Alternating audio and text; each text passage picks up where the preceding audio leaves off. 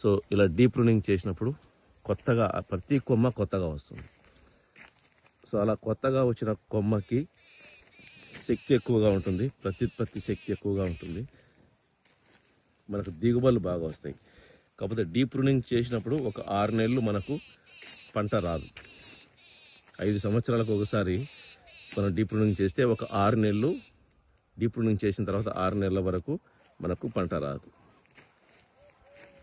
కానీ తర్వాత 5 సంవత్సరాలు మనము నార్మల్ ప్రూనింగ్ చేసుకుంటా హైట్ తగ్గించుకుంటూ మధ్యలో ఎక్కువగా ఉన్న కొమ్మలన్నింటినీ కొట్టేసుకుంటూ వెళ్ళడం వల్ల మనకు ఎప్పుడు కూడా ఇవి నిత్యయవనంగా ఉంటాయన్నమాట. సో ఈ తోట మొత్తం మనకు ఎవరైనా కొత్తగా తీసుకొచ్చినప్పుడు చూపిస్తే ఇవి 4 years ప్లాంట్స్ లేదా 5 years ప్లాంట్స్ అంటారు అనమాట.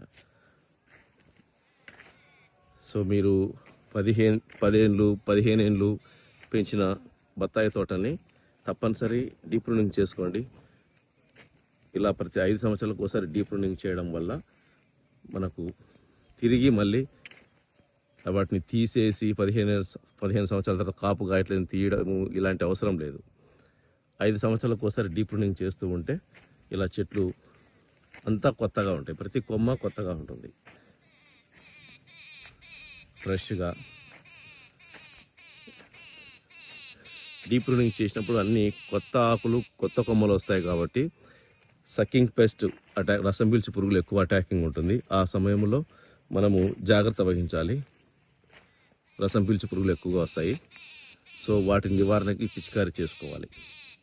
తిరిగి ఆ కొమ్మ కొంచెం పెరిగి ముదిరే వరకు కొంచెంగా రసం పీల్చి పురుగులు మాత్రం రాకుండా కంట్రోల్ చేసుకోవాలి. సో డీప్ ప్రూనింగ్ చేయడానికి ఎవరు భయపడకండి. ఇది డీప్ ప్రూనింగ్ చేసినప్పుడు చెట్టుకు ఒక్క ఆకు కూడా లేదు, ఓన్లీ కొమ్మలు మాత్రమే మిగిలాయి. ఎందుకంటే మనం 3 అడుగులు మొత్తం ప్రతి కొమ్మని కట్ చేసి మధ్యలో ఎక్కువగా ఉన్న కొమ్మలన్నింటినీ తప్పించినప్పుడు మనకు ఓన్లీ కొమ్మలు మాత్రమే కనిపిస్తాయి. అయినా భయపడాల్సిన పని లేదు. ఇక్కడ ప్రతి చెట్టు డీప్ ప్రూనింగ్ చేసినదే, అంతా సమానంగా ఒకే ఎత్తు ఒకే గొడుగు ఇలా ఉండేలా చేశాము.